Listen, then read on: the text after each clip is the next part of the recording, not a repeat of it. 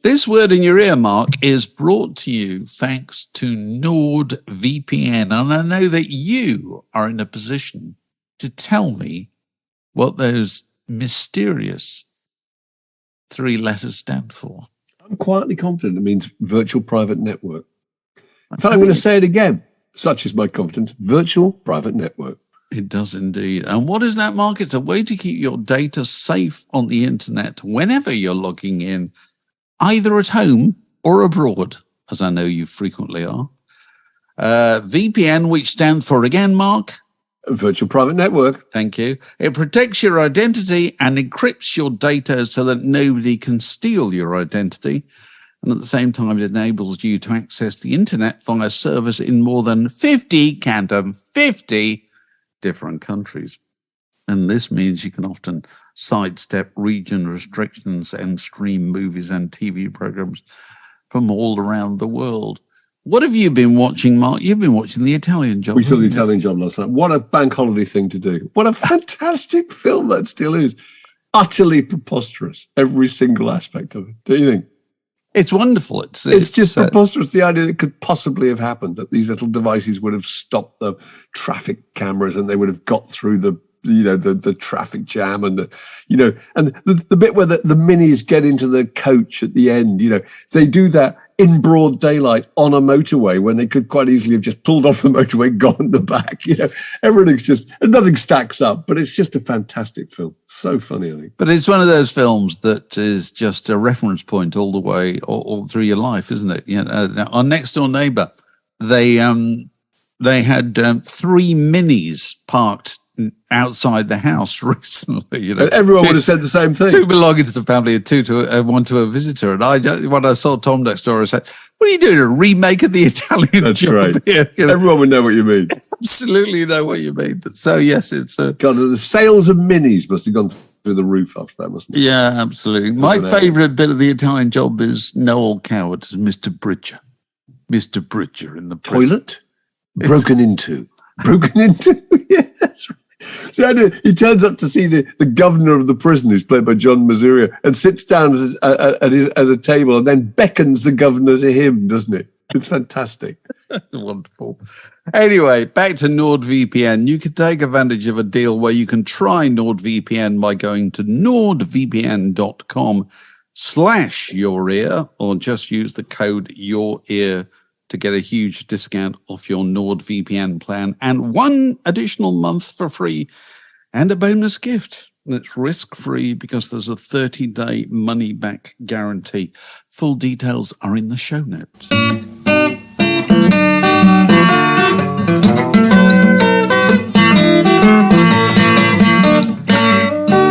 You're listening to a podcast from The Word. I've got a stack order game for you, Mark. Excellent. And this is how it works. Okay. These are songs that you couldn't record nowadays and may not have done back then. Okay. So I'm going to give you 5 titles that wouldn't get past a radio program director nowadays, but did back in the day. Very good. I like it. Okay, 5 of them, but one of them is not a song title. Okay, but 5 of them were song titles and recorded by immensely familiar, probably Grammy-winning, Brit Award-winning performers. So there's nothing obscure here. Okay. Here we go. Here are the 5. You've got to spot the one that isn't a song title. Okay. Rip her to shreds. Rip her to shreds. Yep. Somebody's going to get their head kicked in tonight. Somebody's going to get their head kicked in tonight. Slave. 12 chinks and a woman. 12 chinks and a woman. And raped and freezing. Okay, there are the 5. 4 of them were songs recorded by very familiar artists. And fifth of them I've just put in there and I've taken it from another source. What do you say, Mark? God almighty. Rip it to shreds. I've got a Blondie feeling about that. You're absolutely right. I think, and someone's going to get their head kicked in tonight. Well, that definitely happened, didn't it? I think it was the Specials, but it probably wasn't the Specials. No, it wasn't. It was Fleetwood Mac. Fleetwood Mac, that's right. Fleetwood Mac in their early days. It was. Under the guy, they used to perform it occasionally under the guise of Earl Vincent and the Valiants, because that was Jeremy Spencer's kind of Cod Ted act. But it was a B-side. It was a B-side of something like Albatross or whatever. Anyway, go on, carry on. 12 Chinks and a Woman. Did that really happen? I'm thinking it might have done, actually. This is difficult. Slave, I've got some connection again with Prince here, but I don't think he ever recorded anything called Slave. He certainly had it written on his face, didn't he? Raped and Freezing. My good God. A Nirvana connection again? I'm going to say, Dave, say that it's... I'm saying the one you made up was 12 Chinks and a Woman. Yes, you're right. I didn't make it up. It's a title of a hard-boiled pulp novel by James Hadley Chase, published in the early 50s.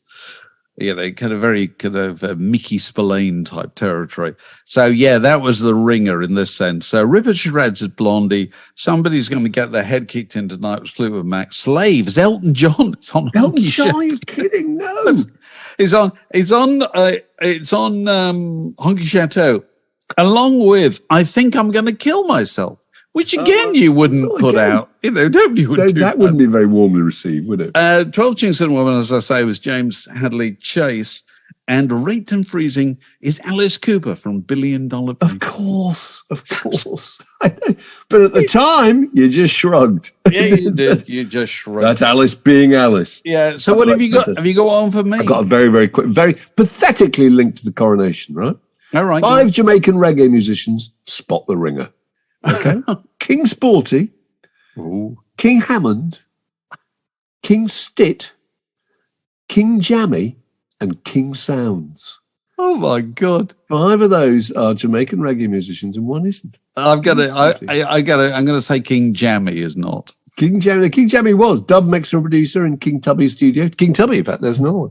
Hey, there you King go. Stitt was a 50s DJ on Sir Cox and Dodd's sound system. King Sounds, Jamaican DJ and recording artist. He used to support Aswad. King Sporty was the co-writer of Buffalo Soldier by Bob Marley. And a DJ. No, King Hammond. It's King Hammond because he was the bass player in Bad Manners. There you go. Oh, very good. That's very good work. Tell me, have you ever heard of a song called 13 Women and Only One Man? Do you know this song? No, go on. Okay, I'm going to tell you the story of this song because it played a very significant part in the history of popular music in the kind of the last 60, 70 years. Yeah. It's a song written in, I think, 1954. And the songwriter at the time thought it would be rather attractive to people to posit the idea that a nuclear explosion left the town so devastated that it left 13 women and only 1 man. And wouldn't that make up for the inconvenience of having your entire extended family and friends wiped out? Suddenly, this has become some kind of fantasy. Suddenly, you're there with the 13 women, you know. So that was the refrain: 13 women and only 1 man. And anyway, a producer at Decca Records in the United States was very keen on this song and pressed it upon his most recent signing, who didn't really particularly want to do it, but he insisted they did it. And so there was the usual 3-hour session in New York and Pythian Studios, I think I'm correct to say, where the performer was, forced to do the song and did it again and again and again until they had a take that they were happy with. And then at the end of it, they quickly knocked out the B-side in 2 takes. They had to edit together the 2 takes to make an acceptable B-side. And the record came out and nobody liked the A-side, but they liked the B-side. Do you know what the B-side was? Rock Around the Clock by Bill Haley. No. Yes. So it gets flipped. Okay. It gets flipped. So 13 women and only 1 man, disappears to become a footnote of history. Rock Around the Clock. It's a kind of hit, but not a huge hit. And do you know how it becomes an enormous hit? This owes a great deal to a 9-year-old boy in Hollywood, California, called Peter Ford. And Peter Ford was the child of privilege because his father was Glenn Ford, the actor, and his mother was Eleanor Powell, the fabulous dancer. And, so he was a kind of averagely spoiled Hollywood kid. Yeah. Got what he wanted. And what he wanted were records. That was what he was really keen on, So he was very ahead of the game in terms of Hollywood. He liked rock and roll records. He liked records that mentioned rock and roll. And anyway, his father was cast in a film called The Blackboard Jungle. Oh, I can see where this is going. Yeah. And it's quite interesting that was part of a kind of a spate of juvenile delinquent films that had started with the Marlon Brando film, The Wild One, where Marlon Brando rides into town at the head of the motorcycle gang and the woman says, "What are you rebelling against?" He goes, "I don't know. What do you got?" And what's interesting is those early teenage rebellion films, the music that the kids apparently liked was swing music, was hot big band music. That's what they danced to. Well, the director of The Blackboard Jungle thought, no, you wanted to do something a bit different. So on an evening round at Glenn Ford's house, Glenn Ford said, just go and see my son and get him to play some of his records. He likes that kind of thing. And so one of the records this lad played to him was Rock Around the Clock by Bill Haley. Incredible. And the director thought, do you know, that would work. That would work in the film. And so... But that wasn't the B-side of this time. It's being flipped to the A-side. Well, by then it had become the A-side. But, it sort of didn't matter to him, Yeah. But if you go and look at Blackboard Jungle, and the thing everybody talks about who remember seeing it when it first came into movie theaters, either in the United States or in Britain, was the impact of the opening titles, The Blackboard Jungle, and then 1, 2, 3 o'clock, 5 o'clock, and people used to get up in theaters and dance at the opening of that film.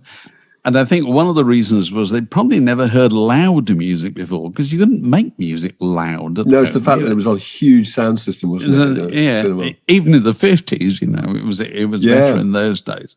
And so thus began the whole twinning of the ideas of kind of teenage rebellion with rock and roll music. It's all because Peter Ford, 9-year-old Peter Ford, said, he played this record to the director. And thus, everything began. That's a fantastic story, isn't it? The Word Podcast, prime cuts of popular culture served fresh each week. So Gordon Lightfoot died this week, aged whatever he was, 84. And it's funny how I just didn't really know anything about him, actually. No, I remember him on the Rolling Thunder tour. There's an amazing clip of Joni Mitchell playing Coyote on the Rolling Thunder tour, recorded at his house, and he's in the background, wandering about. And he did Sundown, he did If You Could Read My Mind, and and best known, I guess, for me anyway, for Early Morning Rain, which Dylan, covered on Self-Portrait. And he's one of those people who's always in the same category as Jimmy Webb, really. People who other songwriters revered, but you just didn't know much about them. They had some success themselves. And Dylan always put him in the same category as Jimmy Buffett, Guy Clark, Warren Zevon, and Randy Newman, those kind of storytelling songwriters. And do you know the song Wreck of the Edmund Fitzgerald? Not really, no. Go on, tell me. It's a fantastic song, I think, and which kind of made his reputation, certainly in Canada. And obviously really influenced Dylan's Tempest, which is another acoustic waltz about a shipwreck, But it's a story about the sinking of the Great Lakes freighter that went down on Lake Superior on November the 10th in 1975, and this terrible storm in which 29 people died, And I think it's absolutely wonderful. Again, it's this haunting acoustic waltz, and it's very journalistic, like Hattie Carroll. And so it's a bit like, you remember that, where Dylan sounds like he's reading from a newspaper report. William Zanzinger, who had 24 years, owns a tobacco farm of 600 acres, etc. And it's the same. It's with a load of iron ore, 26,000 tons more than the Edmund Fitzgerald weighed empty. That good ship and true was a bone to be chewed when the gales of November came early. It's really fantastically powerful poetry. The lake, it is said, never gives up her dead when the skies of November turn gloomy. And it's full of those little details too. At 7 p.m. a main hatchway caved in, and the cook said, "Fellas, it's been good to know you." I think it's a really, really extraordinary piece of poetry. And it ends with this really chilling image of the cavernous depths of the lake. Superior sings in the rooms of her ice water mansion. And and on the anniversary of that ship going down, they always play that on national radio. It's a big Canadian hit, and really made his reputation. It surprised me because I was aware of that song, and I probably heard it years ago, but I never focused on it. What surprises me is the events it describes took place as recently as 1975. Yeah, it was very recent. Yeah, because that came out about 9 months later, or 6 months later. Oh, really? Because at the time, people don't normally do that, do they? There's a kind of feeling that things have to recede sufficiently far into history for it to be no question of taste about turning it into a piece of entertainment, if you like. I don't think there was ever that issue. I think people just thought it was just him commemorating the terrible, death of all these sailors. And the idea that the boat set off massively overloaded, and then we hit this terrible storm, so they just didn't stand a chance. It's an amazing song. It's fantastic. I think.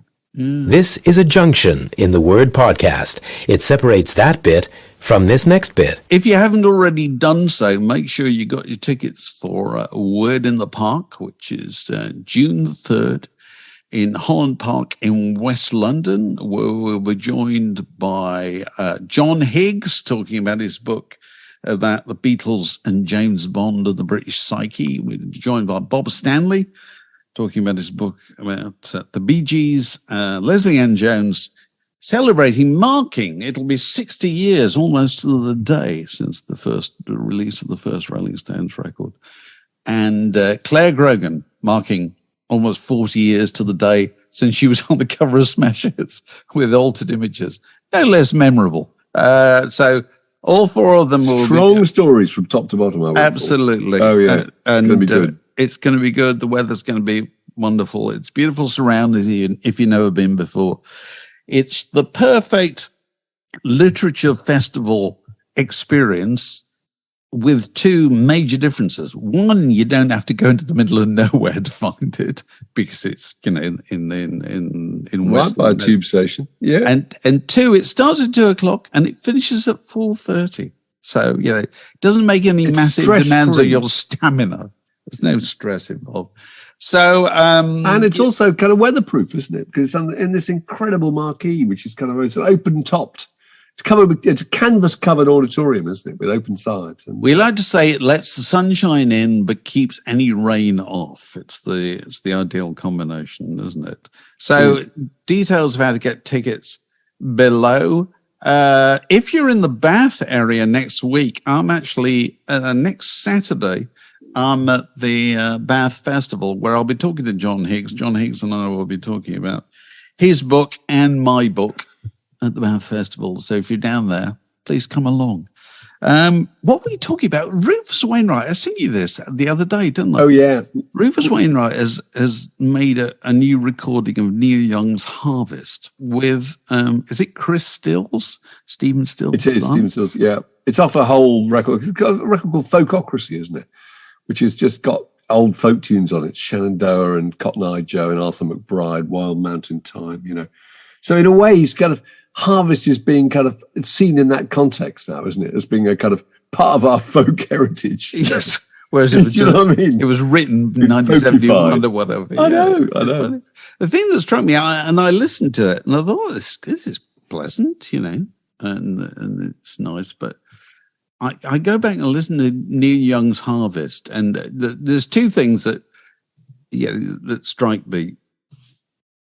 I think it's that record's got my favourite drum sound ever. Oh, lovely. Yeah.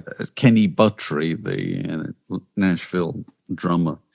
And the story of how those tracks were done on Harvest is Neil Young just happened to be in Nashville recording his contributions to a TV show which hosted by Johnny Cash, where Johnny Cash was kind of saluting the new generation of singer-songwriters, and James Taylor was on the same one, and Linda Ronstadt was on the same one, and Neil Young was there.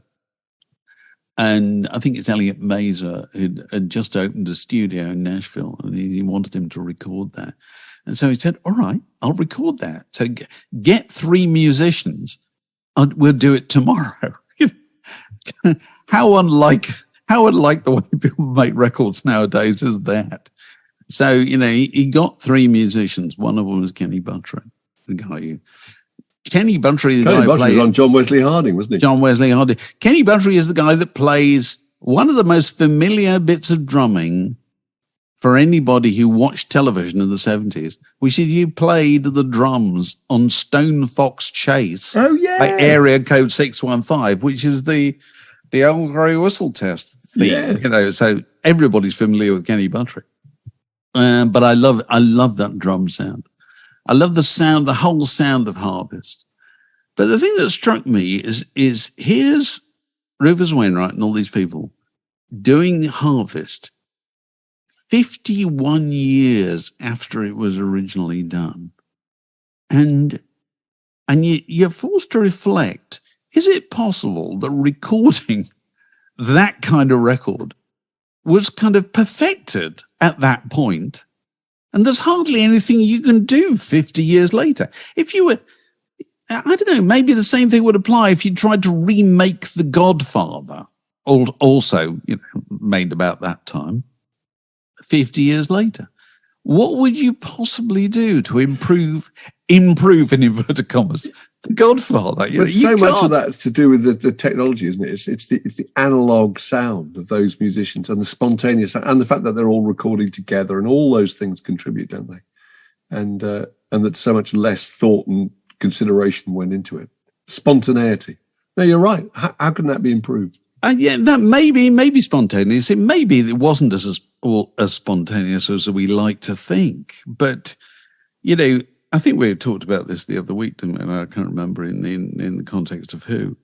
That if you'd gone back 50 years before Harvest, you're in 1921. Yeah. and recording changed out of all proportion in those 50 years. It hasn't changed similarly in the subsequent 50 years, unless you're talking about, the introduction of electronic instruments and the kind of post-Giorgio Moroder way of making records, which is a very different kind of records, because they involve instruments that weren't available earlier on, But if you're making a Neil Young type Harvest record with an acoustic guitar and a bass and a drummer, there's not a lot you can add to it 50 years later, is there? Not remotely. It'd be like trying to kind of re-record the band's second album or something. The whole joy of that was it was just all done. It was a kind of woodiness, wasn't it? It's organic sound. Yeah, and but it doesn't make you think. It doesn't make you wonder about recording. That do people still listen to new records and go, wow, that's a new sound I've never heard before? I don't know. Do they? They might. Well, they might in areas of electronic music that you and I probably don't listen to. I'm sure they do, but not in our area. I don't think. No. I have the chart here, Mark. Go on. From the 5th of June, 1953. Which was the week of the previous coronation of my lifetime. Okay. Not that I remember anything about it. And I want to You were how old? 2? I was coming up 3, yeah. Yeah. So I don't really remember. I know I was told that we went across the road to Mrs. Marsden to watch it because she had a television and nobody else obviously had a television. Yeah, my elder sister said the same thing. And it was in black and white, of course. Of course it would be. So all the kind of all the uniforms and all the gold coaches and stuff. What completely lost. I know. Completely lost. And also, you're not. Yeah, clearly you're not old enough to remember old-fashioned television, but they were very small screens. So if you were in a room where there were 20 relations there, you wouldn't see very much at all. Yeah. Anyway, this was the top 10. that week, and I'm going to do it in reverse order, okay? Number 10, Terry's Theme from Limelight by Ron Goodwin. Do you know that one, Mark? No, I don't think Number 9, Pretty Little Black-Eyed Susie by Guy Mitchell. I think I vaguely remember that. Number 8, Song from the Moulin Rouge by Mantovani. Number 7, In a Golden Coach, There's a Heart of Gold by Dickie Valentine. And then I'm Walking Behind You by Eddie Fisher. Of course, Carrie Fisher's father is at number 6. Winifred Atwell playing Coronation Rag is at number 5. Nat King Cole, number 4, and Hold Me, Thrill Me, Kiss Me by Muriel Smith. And then In a Golden Coach, There's a Heart of Gold, another version. This one by Billy Cotton and his band. Billy Cotton, of course, great-grandfather of Fern Cotton. You know, these show business dynasties don't go away. Number 2. And was he father of the BBC, Billy Cotton? Yeah, Billy Cotton, the band leader. That's right. That I remember from the 50s and 60s. Was then the father of Bill Cotton, who was the big cheese of BBC television. And his granddaughter is Fern Cotton. And then at number 1, I Believe by Frankie Lane. I believe for every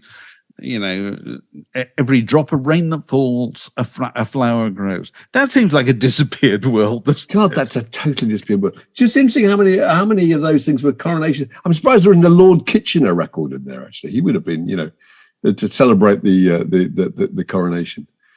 Vera Lynn, was it Vera Lynn's Windsor Waltz? That's right. Oh, you mean Lord Kitchener, the Calypso Lord Kitchener, you mean? Yeah, that's right, exactly, because he had big hits around that time. I would have thought he must have done some not in England. I wouldn't have thought. But so, But the one I remember is Winifred Atwell.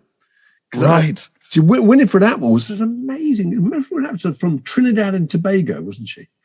And I think had played on various US service bases and got a break in New York and was suddenly brought over and put on the BBC, and she won the Stars in Your Eyes competition, and it was all over the Light programme, and she had a big hit called Bumble Boogie. Is that ringing any bells? She made an absolute fortune out of playing boogie woogie piano. Well, she was the first, to use a modern phrase, first person of colour you remembered seeing on television. That's right, absolutely. And first to have first black woman to have a number 1 record, I think. Oh, really? In this? Yeah, probably. Yeah, she was. So that's the chart from June 1953, the previous Coronation. This is the top 10 from right now, this week, Mark. You're going to say we're going to be just as clueless about these. I want to know. If you've heard of any of these. Number 10. Nines doing Tony Soprano 2. Number 9, 50/50 in Cupid. Number 8, Harry Styles, As It Was. You've heard of Harry Styles. Number 7, Switch Disco and Ella Henderson, React. Number 6, Ed Sheeran. More of him in a moment, with eyes closed. And then Rima at number 5 with Calm Down. Louis Capaldi, Wish You Were the Best. La Bianca with People. Number 2, David Kushner at Daylight. And at number 1, Calvin Harris and Ellie Goulding and Miracle. How many of those? Have you heard? I know quite a few of those particular recording artists, but don't know. Can't say that I know the record. No, we are hoping somewhere. There we go. That charts are either they're not for the very young, and they're not for the people our age. Clearly, I interviewed the Pet Shop Boys this week for Radio Times, and we talked about the charts, and Chris said, "When do they still have a chart? Pretty much, When does it come out?" And Neil said, "Well, it comes out on Friday," with great confidence. But I don't think he was too sure, really. You know what I mean? That's the whole thing that the whole music business used to entirely revolve around. So even the Pet Shop Boys aren't completely aware when the chart comes out. And it just makes no difference at all, does it? No difference at all. So Ed Sheeran was in that chart. We were talking about Ed Sheeran last week, weren't we? Yeah. About the court case. And won his court case. Delighted to say he's won his court case. So am I. I'm thrilled. I thought it was very brave of him to make that announcement, which, of course, was massively pilloried, wasn't he? He was on social media when he said that if he didn't win, he was going to give up. Yes. So that was quite a bold thing to do. He must have been unbelievably confident he was going to win. Yes. And he did win. And I thought that was terrific, actually. Yeah, good news. And we may see fewer of those cases coming forward. What was interesting was that none of those news stories reported on how much the Marvin Gaye estate, who accused him of stealing from what's going on, would have had to pay. Wonder what the settlement was, because that's always interesting, isn't it? That's the deterrent. If they finish up with having to pay $2 million. Well, they'll just have to pay their costs, won't they? Really, and the people, it's lawyers. It's probably no win, no fee. Yeah. Type arrangements. You're listening to the Word Podcast, where the time is whenever you want it to be. Well, occasionally we both dig out things from our record collections that we've rediscovered. I'll tell you what I rediscovered this week, actually, for no reason at all. It's not some anniversary or anything like that. It's Bonnie Raitt. Bonnie Raitt I used to love in the mid-70s. I still do, actually. In fact, I saw her in 2016, I think, at the Hammersmith Odeon. And I just used to absolutely adore her. And it's just interesting because I was reading about her not long ago. And I didn't know that much about her, actually. And it's funny how you can never tell with Americans. You can never kind of read much about their background in the way that you can looking at British people. British people, you understand their accents, you can work out where they're from, and there's a kind of class association with it. And I had no idea that she was as posh as she was. Did you know that? Well, her father was a big Broadway star. Yeah, he was. John Raitt. That's right. He's the man who sang "Oh, What a Beautiful Morning" in Oklahoma. That's exactly that, yeah. Yeah, he was a musical director and a star, and her mum was I think, professional pianist. And her whole life was full of kind of going to summer camp in the Adirondacks. She went to Harvard University, which I had no idea, actually. Lead singer in a campus music group called the Revolutionary Music Collective. And she had this incredibly fast ascent. She just started doing the odd gig, and she supported, I think it was Mississippi Fred McDowell at the folk festival, and she was covered. So somebody in Newsweek wrote about it, and somebody in the A&R Warner Brothers was reading Newsweek and just thought, let's go and sign her up. It's amazing how quickly the appetite for people like that was so enormous, and there weren't that many of them doing it, And but I remember going to see her, and I suppose it would have been about 1975, and she had an album called "Give It Up." Do you remember that record? Mm. And on that was a song called "Love Has No Pride," which actually she didn't write. It was a soul blues written by Eric Katz, exactly, who was her piano player, I think, in the band at the time. And I remember going to see her and seeing her playing that. And she was going out with the bass player of the band, Freebo. Do you remember Freebo? Amazing-looking guy. Looked a bit like Frank Zappa. Occasionally played the acoustic bass, i.e. the tuba. He looked like a member of the Fabulous Furry Freak Brothers. Yes, he did. That's what Freebo looked like. He did, absolutely. He looked like an illustration.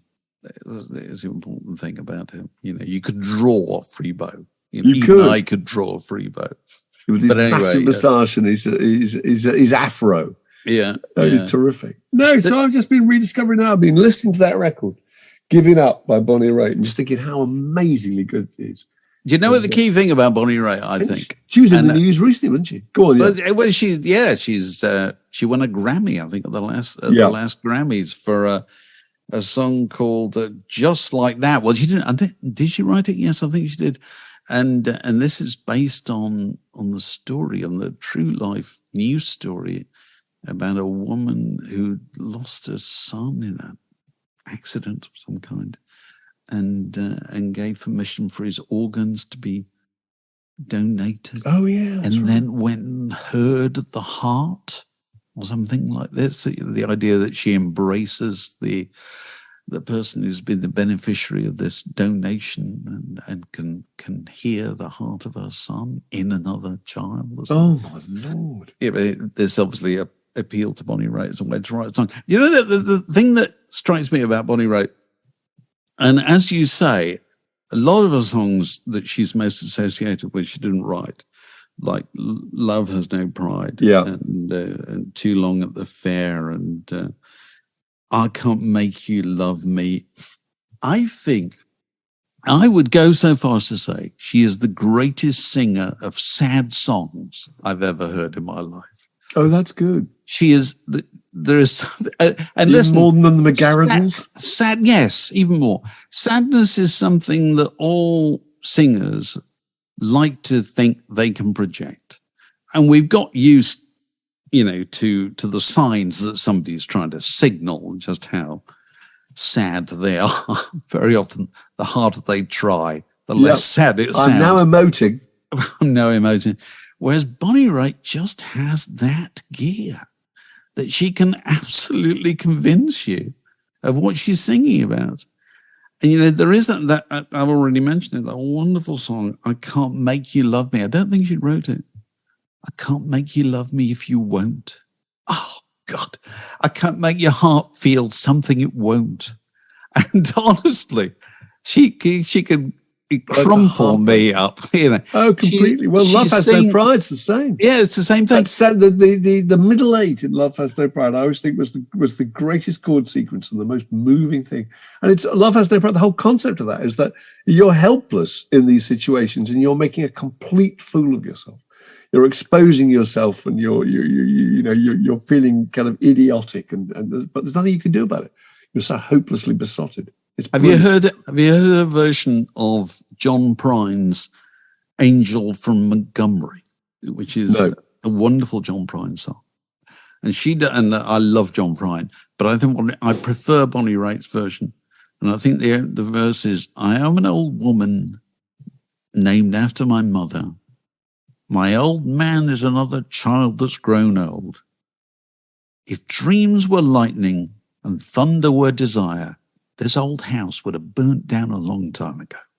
Fantastic. Fantastic verse. That's brilliant. Brilliant you can remember that. She sings it so well.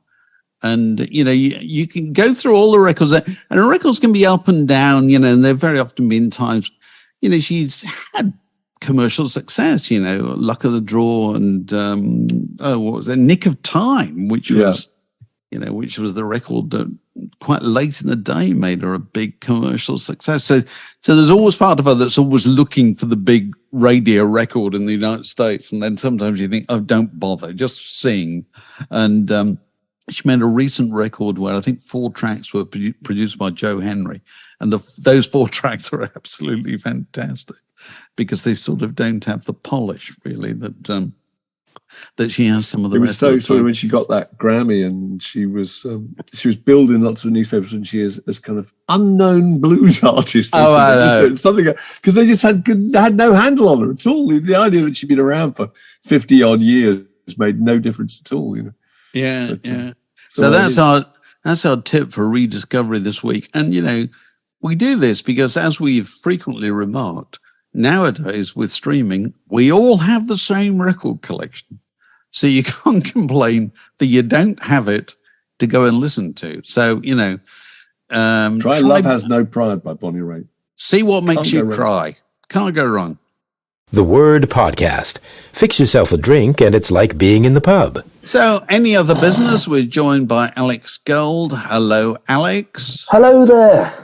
Are you well? Hey-ho. I am indeed well. I've been home for a whole week for the first time in about, 27 years. It's been great.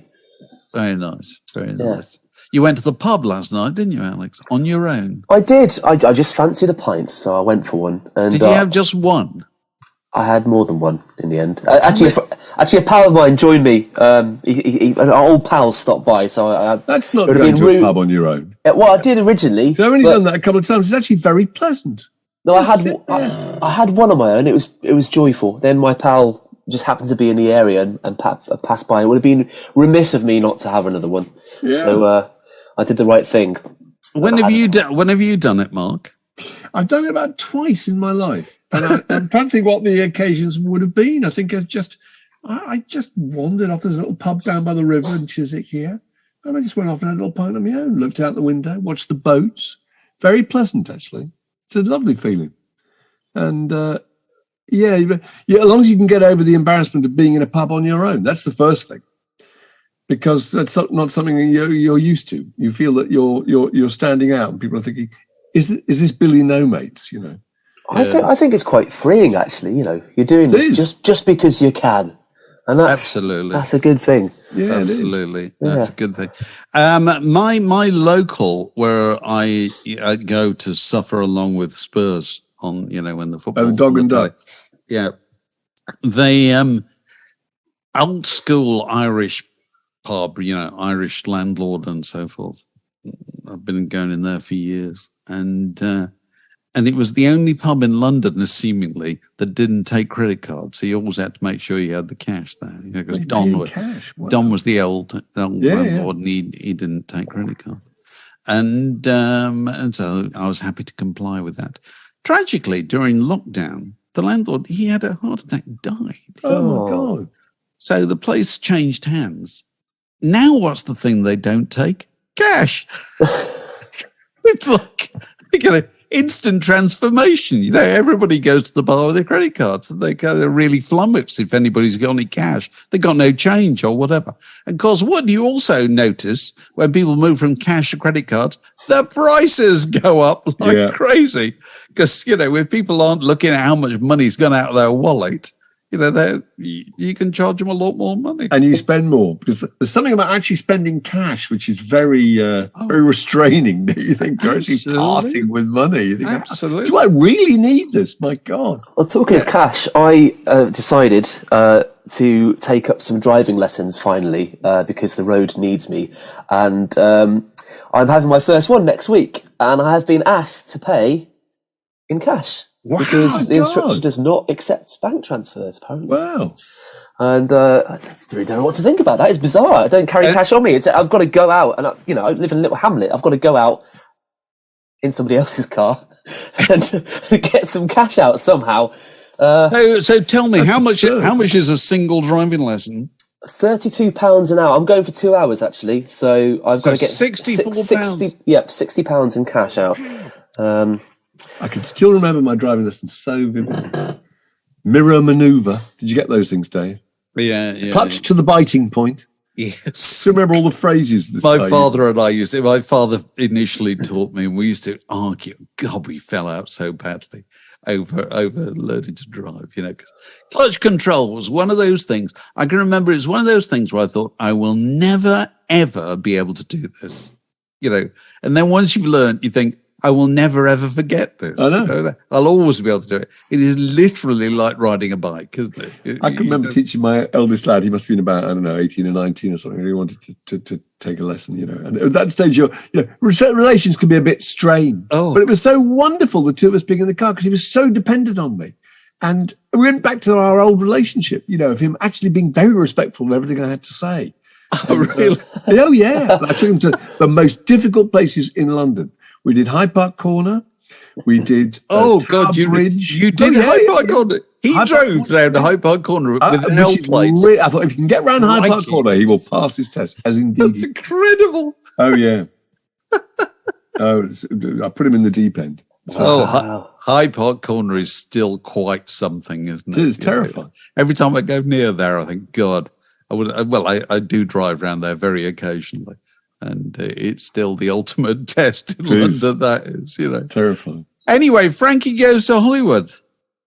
Frankie Goes to Hollywood, they're reforming. We're recording on the Sunday, May the 7th, I think. And I think they're recording, reforming tonight, aren't they, for the Eurovision party? I think it's quite a big deal. All of them? All 5 of them. They're all still with us. And they last played together 36 years ago. Isn't that astonishing? Wow. I know. And they had a massive falling out where Holly, in fact, sued ZTT, the record company, and won for a contract he said constituted restraint of trade. But 2 interesting things about them, I think. One is that in the interim, in 1998, a group calling themselves Frankie Goes to Hollywood were touring America.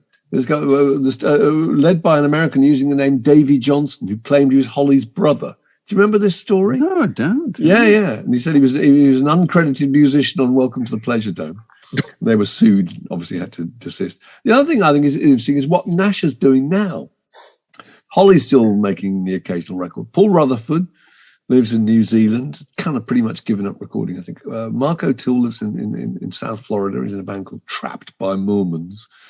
Ped Gill still does the old appearance, but Nasher, who was the guitar player, is now a member of the Fellowship of Professional Celebrants. Yes. And he's a celebrant overseeing funerals and weddings. He said, I've hosted and accompanied a variety of events and award ceremonies and talent competitions. And he said, and his motto, of course, his shout line is, let me bring the power of love to your occasion, which is pretty bizarre, isn't it? That's good for him. That's great. That's a problem.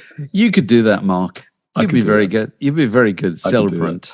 He was amazing. I remember when I went on the road with Frankie Goes To Hollywood in 1985 to the San Remo Pop Festival. I was once on a plane with them, Duran Duran, Chaka Khan, Spandau Ballet, Talk Talk, Sade, and Bronski Beat, all on the same plane. And Nash was very, very funny. Had all these expressions like, I feel as rough as a scrapyard Alsatian. Not enough blood in my alcohol stream. He described people as having a face like a welder's bench. Anybody he didn't like, so it was right in line for a pair of Steelies. Oh, God. But I remember feeling really sorry for him because in his predicament, and for the other three members of the back line of Frankie Goes To Hollywood, was really unique, I think, because the press weren't interested in them. They were really just interested in Holly and the waspish and camp things that, Holly had to say.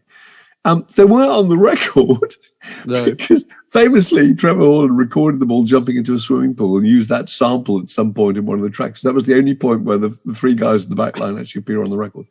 And they weren't playing live. They were just miming, so they weren't even required to play an instrument live. Remember when they appeared at San Remo, he and Mark O'Toole swapped instruments. Nobody cared. So I felt really sorry for him, actually, because, not required to do press, not required to perform live, not required. You're completely redundant. Except, let's look on the bright side. You're a touring member, in inverted commas, of a band who has #1 records all over the world and is the talk of the world. And the two lead men out front are both gay. Yeah. Yes?